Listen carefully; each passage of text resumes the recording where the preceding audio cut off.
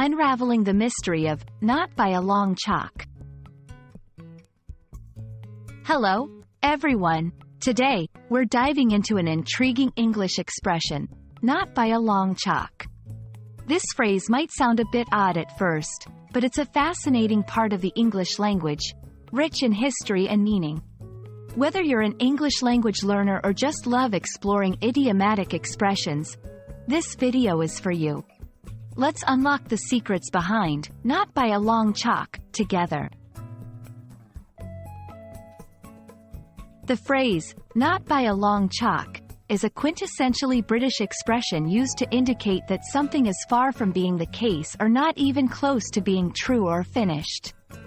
It's often used to emphasize a significant difference or to state that there is still a lot more to be done or considered.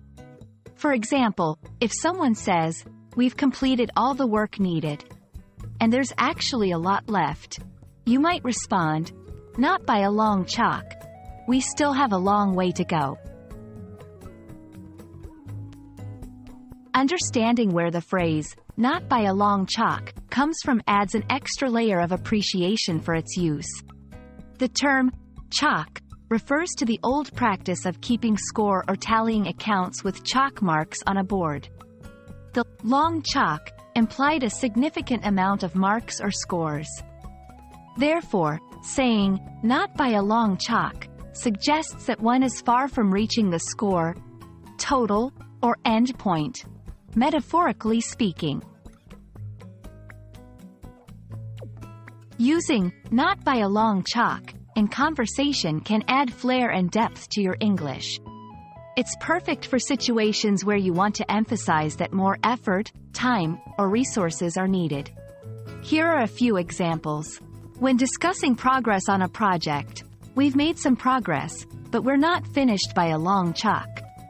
In sports or competitions, to indicate a clear lead, "They think they've won, but it's not by a long chalk."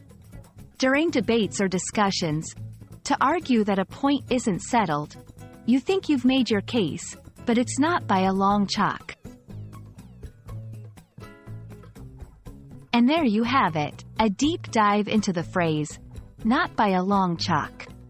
We hope this video has shed light on this unique expression, enriching your English language journey.